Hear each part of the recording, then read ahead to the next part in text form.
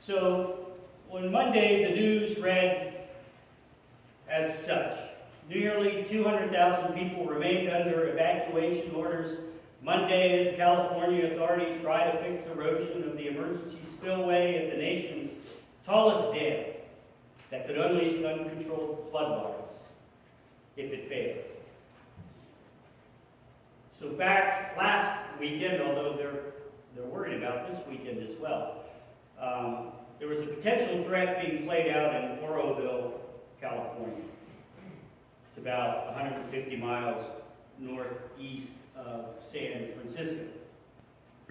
One of California's largest man-made lakes, and apparently one of the nation's tallest dams, had water levels so high that they needed to open an emergency spillway for the first time in 50 years. The evacuation was ordered on Sunday because as the water was being emptied into that emergency spillway, the engineers spotted a hole at the concrete lip of the emergency spillway. And if it would fail, it could possibly overwhelm the Feather River, downstream channels, levees. It could flood towns in 3 counties. So residents, about 188,000 of Yuba, Sutter, and Butte counties, those are the 3 counties, were ordered to evacuate. Eventually, the water levels did drop, and they were dropping bags of rocks to try to shore up that emergency spillway until they could make permanent repairs. For people who live in and around Johnstown, Pennsylvania, of course, that brings up old memories from the late 19th century, the Great Johnstown Flood, which probably you all have heard about or know something about, back in May of 1889, after several days of extremely heavy rainfall. The South Fork Dam failed. 20 million tons of water released from the reservoir known as Lake Conemaugh. It's about 14 miles upstream of the town of Johnstown, and it just devastated that area, those 14 miles. 2,209 people died, cost an estimated $450 million. That's in today's money. Now, Pastor, why are you talking about floods and deluges at the beginning of the sermon? Well, let me tell you about my week. The flood of incidents that have consumed my life over the last week. It began a week ago Friday when my wife and I learned that we received some texts from our middle son's ex-girlfriend. She was concerned about the fact that our son wanted to hurt himself. He's a junior at Kutztown University, and he's had his difficult times throughout his life. So on Saturday, I went to pick him up from school so he could come home, and we brought him home, and from the looks of him, he looked terrible. We knew things were not well. We asked him to go to Crisis, but he refused, opting instead to sleep the night at a friend's house. So on Sunday, again, refusing to go to Crisis, he wanted to go back to school, and I took him back after speaking to him for some time. Kutztown, of course, is located about, I don't know if you've ever been there, 4 miles off of Route 78. If you go that way, 222 goes right by Kutztown.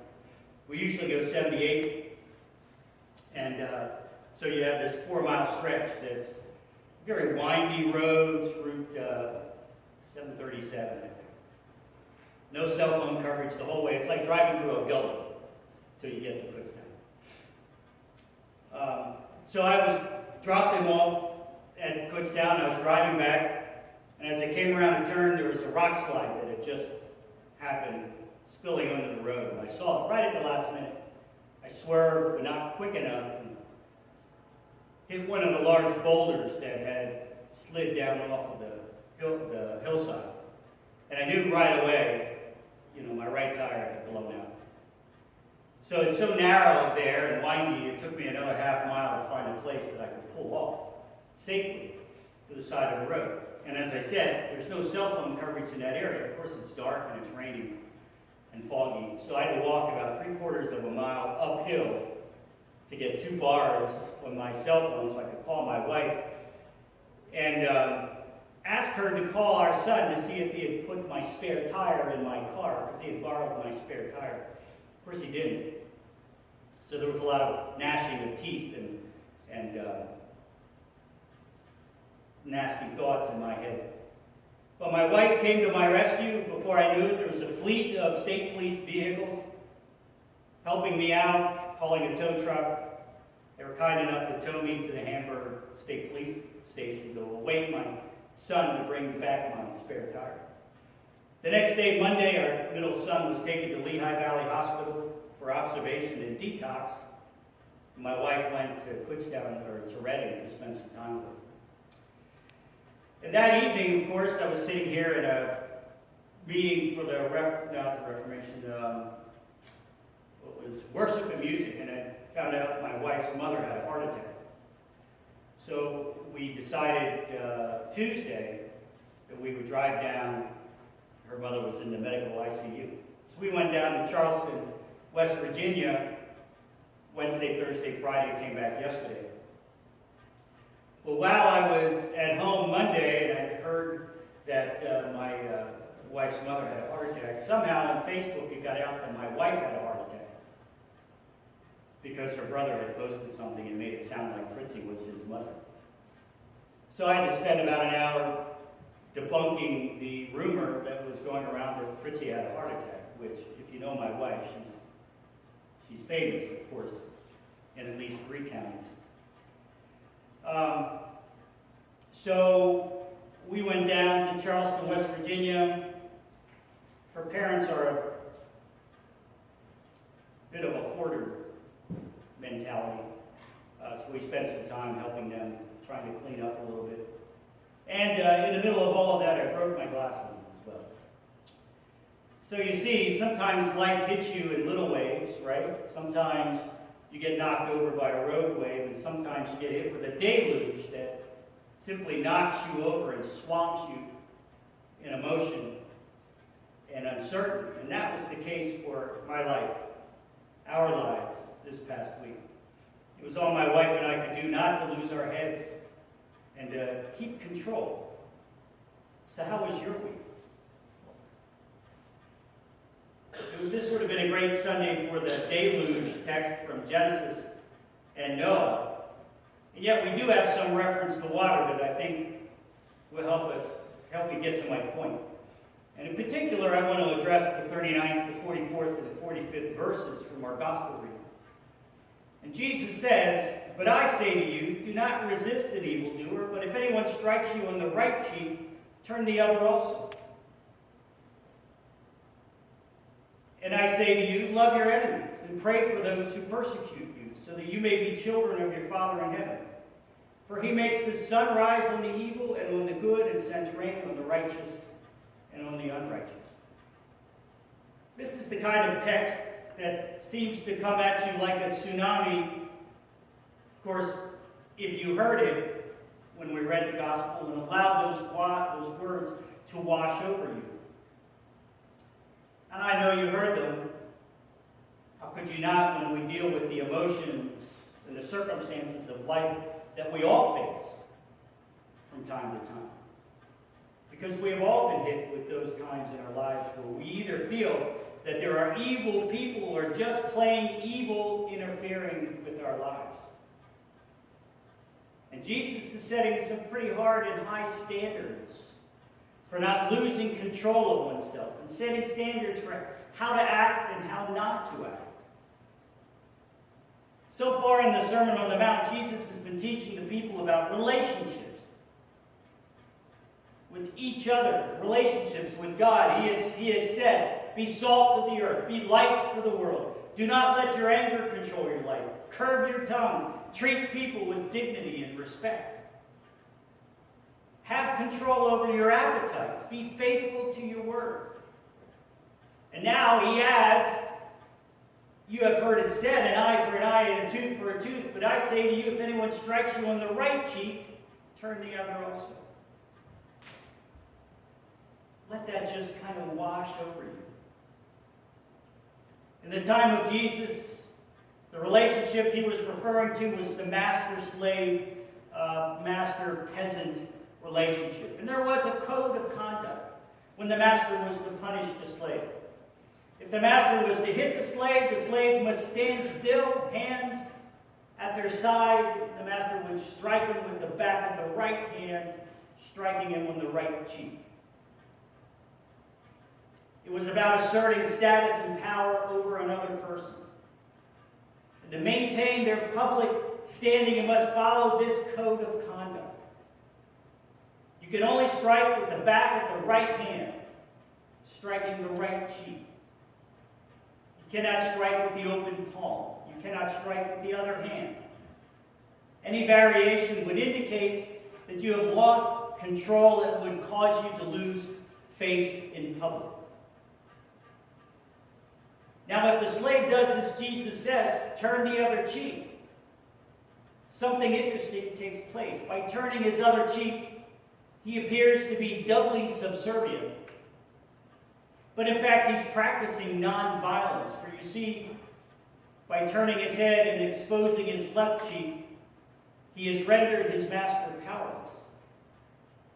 For striking the left cheek with the back of the right hand is nearly impossible.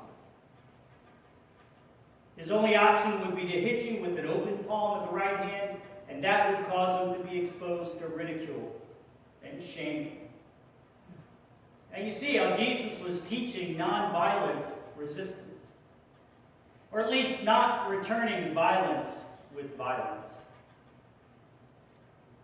But he's teaching that we should resist evil, not acquiesce to it.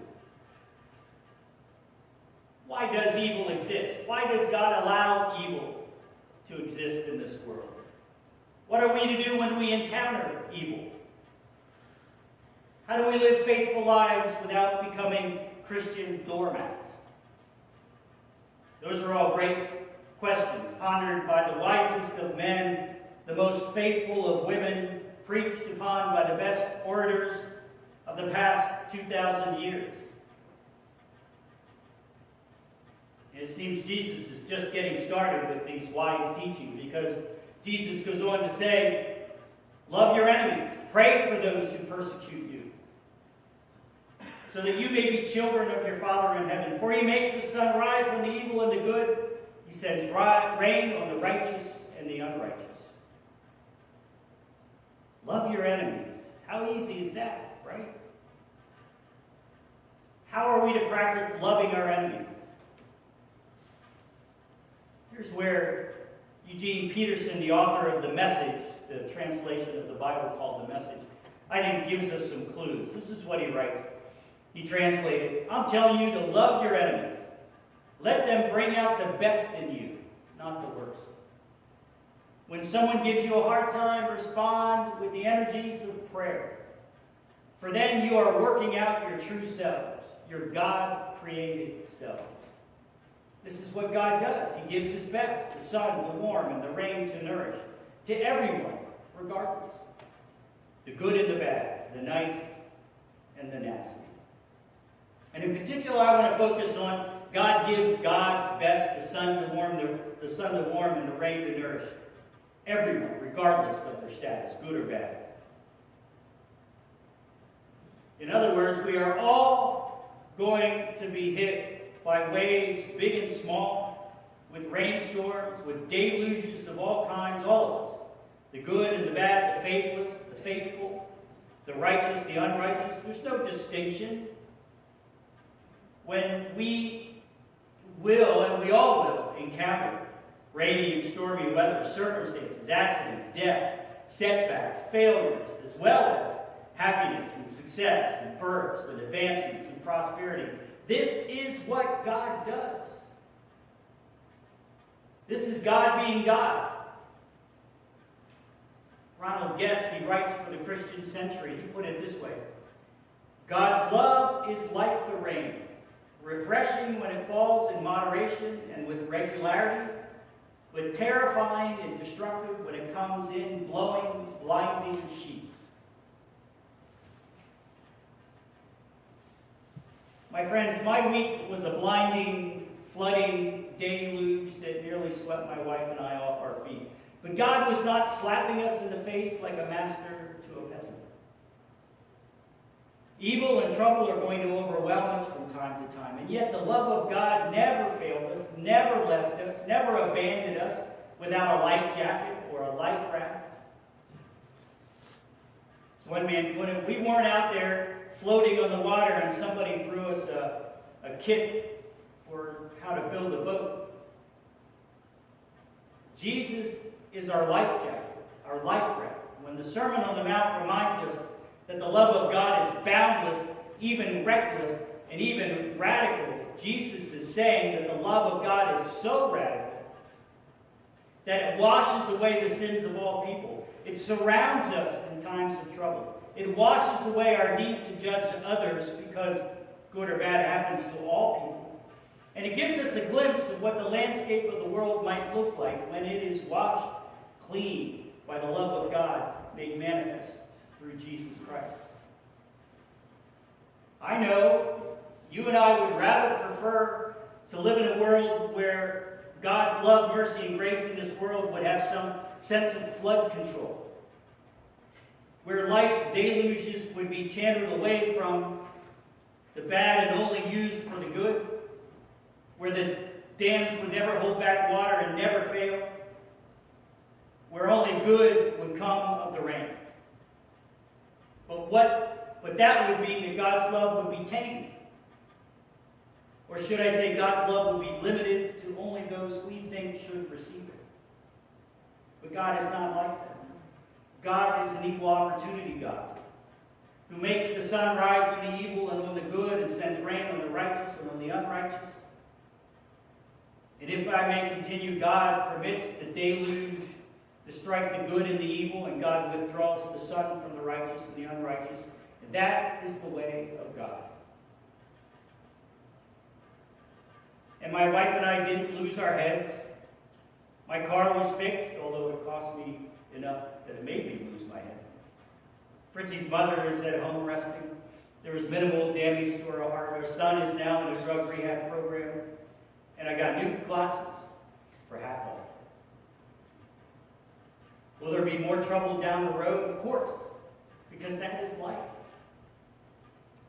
But we plan on trusting and believing, knowing, as Eugene Peterson says, when someone gives you a hard time, respond with the energies of prayer.